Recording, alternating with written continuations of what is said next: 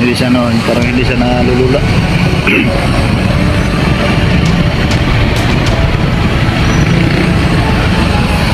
Mga idol, magandang umaga po sa inyong lahat mga idol, no? Dito po ako ngayon sa papuntang Panabo mga idol. Tignan po natin mga idol kung ano na po yung location nangyari po dito sa tulay po namin dito mga idol, no? Kasi may baha po dito mga idol. Kaya mga idol, abangan yung video na ito hanggang dulo para mga idol ayan po yung nangyari dito mga idol sa tulay po namin, no? Sobrang laki ng baha mga idol, saka maraming kahoy po nakabara dyan sa tulay mga idol, saka ando na papunta dun sa ano, yun o, kaya mga dumadaan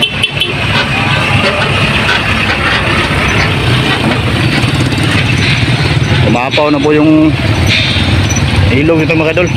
Ano, hindi pa natapos yung paggawa nila ng tulay dito mga idol. Yan o, medyo matagal-tagal na din to na hindi po natapos. Yan o, kaunti lang yan mga idol na aapaw po yung tubig sa tulay. Ano, saka may mga kahoy pa po na ano, nakabara dyan sa tulay. Yan, papunta dun sa naha, no?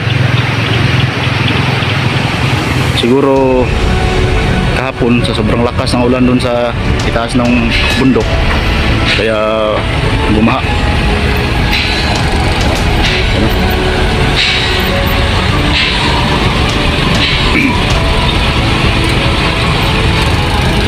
Ang dami ng kahoy na nakabara mga idol.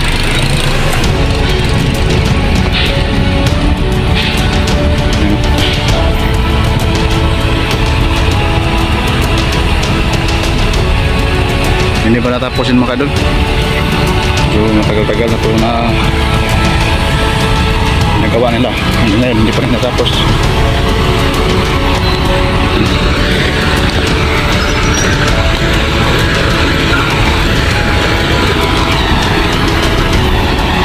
Ang lalim ang tubig.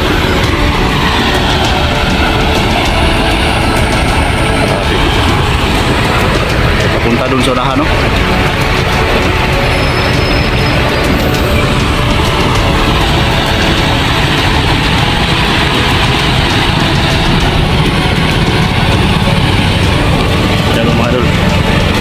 Siguro maya-maya ito mga idol, no? Aapaw na to doon sa bundok. Siguro lakas ng ulan doon kaya yung tubig biglang ano, lumalim. May nagpupuntrang po sa unahan. Yan yung mga heavy equipment na gamit nila. Gawin nila papunta dito sa kabila. Balik na pula yung tulay dito.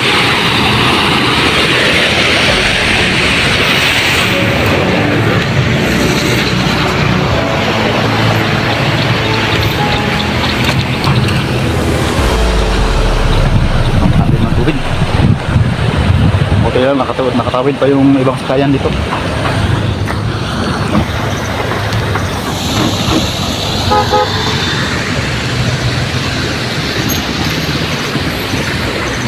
Ito lang tayo sa gilid.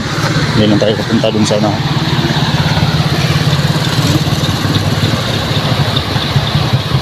grabe, malapit na umapaw yung ano, yung tubig sa tulay. Siguro kung wala po yung kahoy dyan na nakabara, hindi yan ano, aapaw kasi may maraming mga ano, kahoy na nakabara.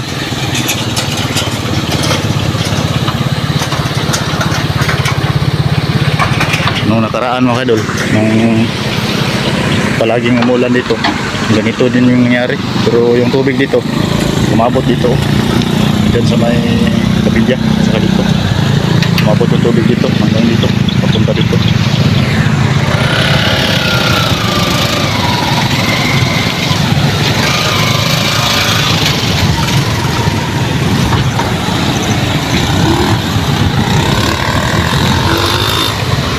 Yan, itong daanan po ito mga idol, yan tulay na yan, papunta po yan sa ano, sa Panabo City, doon sa sentro po.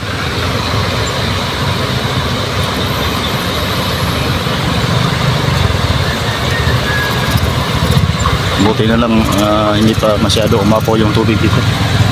Kung umapaw pa yung tubig, yung mga sakayan dito siguro hindi na ito makatawid.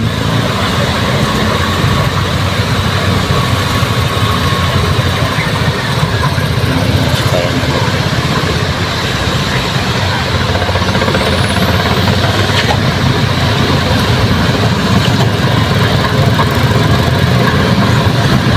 Grabe yung nangyari, oh. Buti na lang hindi masyado umapaw.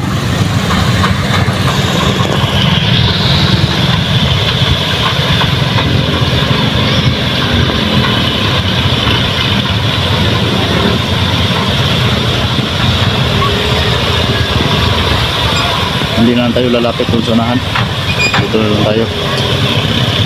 Paano pa tayo dyan? Maraming mga sakayan na dumadaan.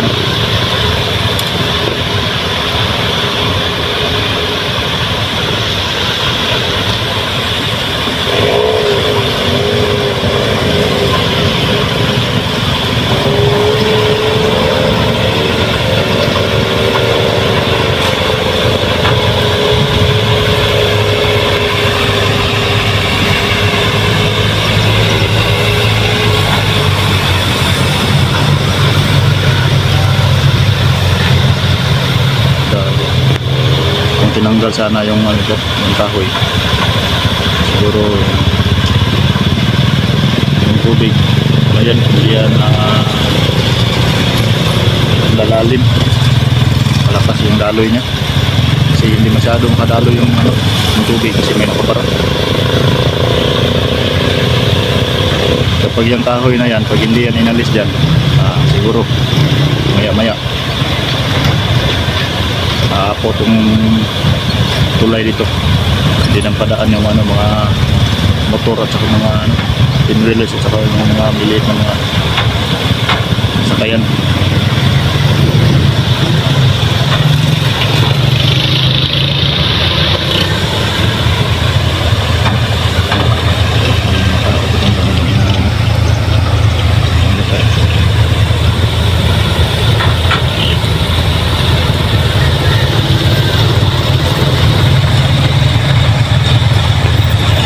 Abot yun dyan hanggang papunta doon sa nahan mga kadol, papuntang Davao ng tubig sa Lasang River.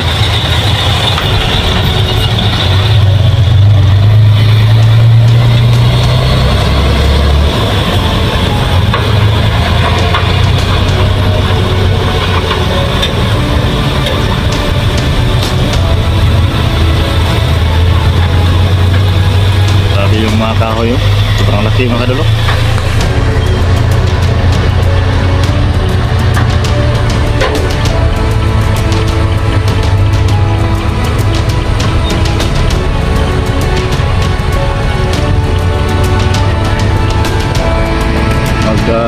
Alas 8 na ng alas 7 na ng umaga mga kadol. Dito pa rin ng tubig, oh.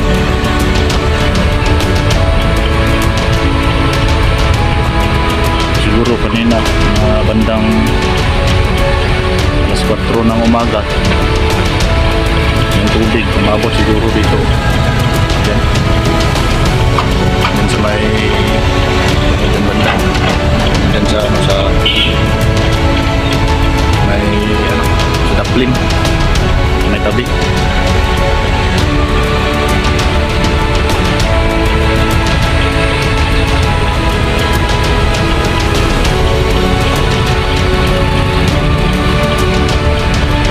Buti na lang kaunti lang yung dumadaan ng mga sakayan nito. Kung siguro maraming sakayan na dumadaan dito, magkaroon ng topic.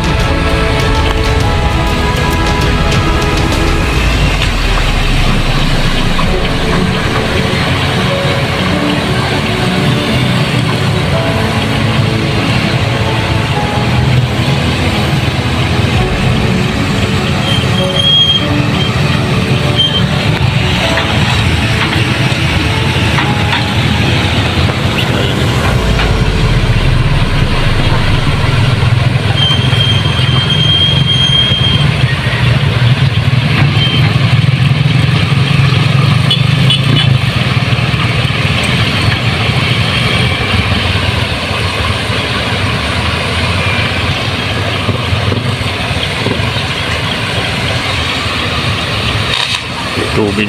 Ang mga nyog mga kadol, oh. Ang dami, oh. Naanod.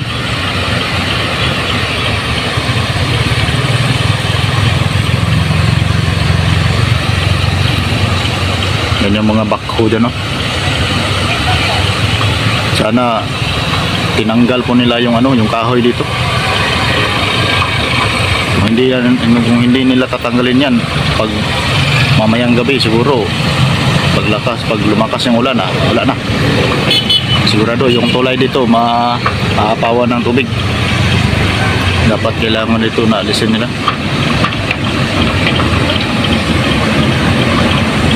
Pero ano, parang wala silang ano imik sa nangyari na dito sa ano, sa tulay, oh. Kung hindi sila kikilos maya wala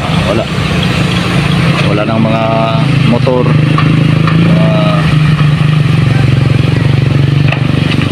tinwilos na dadaan dito pag kumapaw yung ano, yung tulay. Ayan si tatay po, kukuha po ng lubi ng nyug.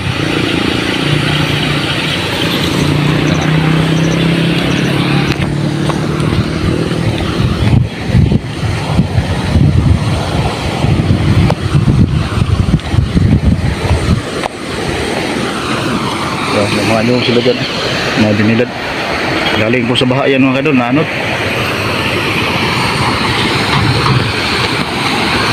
Mga kahoy na malaki dito.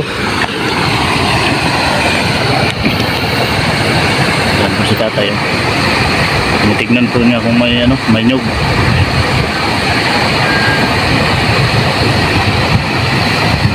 Mabot pala yung tubig dito, oh. Kagabi.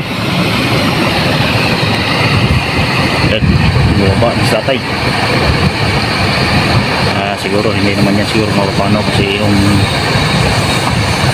inaatapan niya ano yan, matigas na yan kasi ano na yan sa tubig.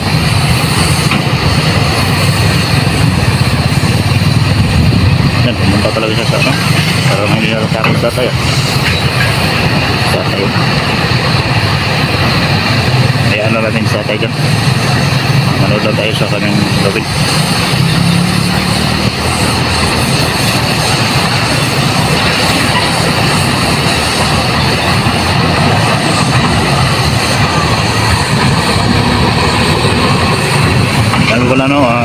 Maraming salamat po sa inyo lahat mga kaidol.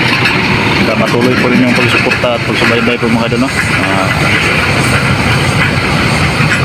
Shoutout lang po sa inyo lahat.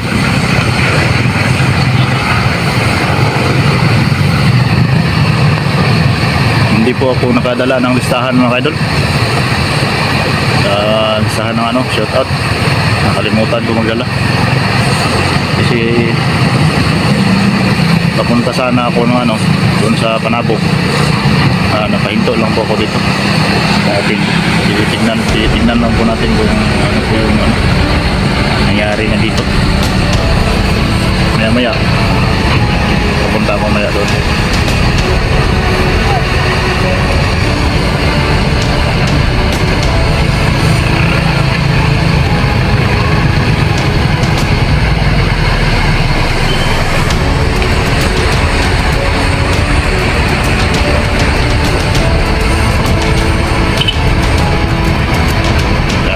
Parang hindi natatakot sa kanyang ginagawa.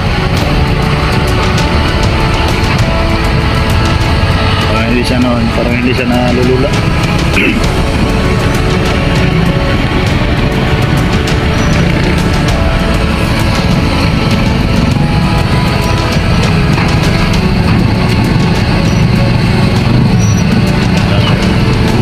Ginawa na po niya yung ano, yung plywood.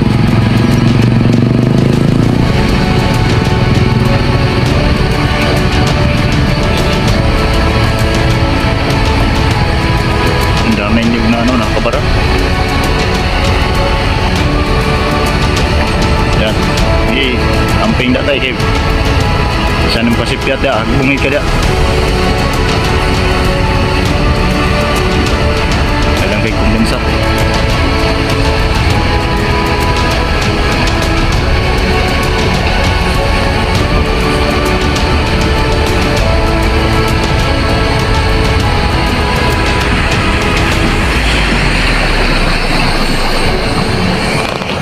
So, yun mga idol, no? Medyo mataas-taas na po na yung traffic. Dito lang tayo mga idol. Maraming salamat po sa inyo lahat na sa kapag-ibig. Thank you for watching.